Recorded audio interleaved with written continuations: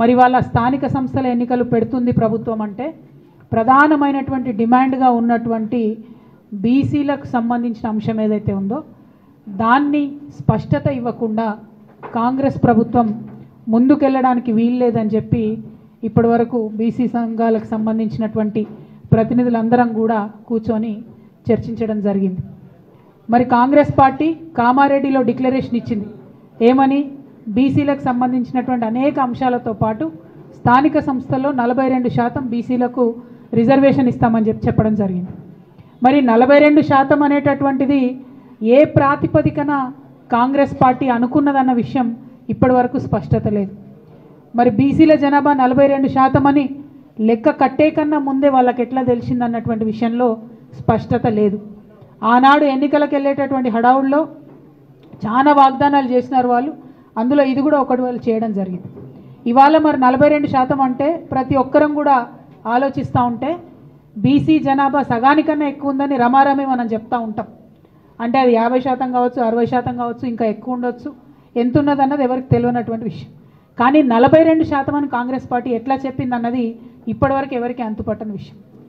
సరే చెప్తే చెప్పారు, కానీ మరి ఆ 42% కూడా ఇవ్వకుండా మీరు ఎన్నికలకు పోయే ప్రయత్నం చేస్తున్నారా?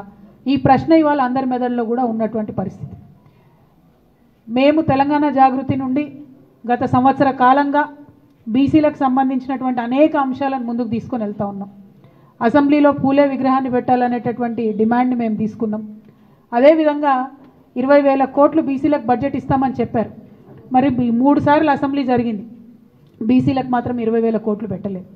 మరి ఇప్పుడు స్థానిక సంస్థలు దగ్గరికి వచ్చినాయి, 42% ఇస్తా అన్నది ఇవ్వకుండా ముందుకు వెళ్ళే ప్రయత్నం మాకు అర్థమవుతూ ఉన్నది.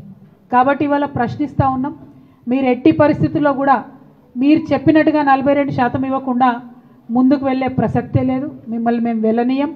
ఎక్కడికక్కడ మండల కేంద్రాల్లో కావచ్చు, జిల్లాలలో కావచ్చు, అన్ని చోట్ల కూడా నిరసన ప్రదర్శనలు చేస్తాం.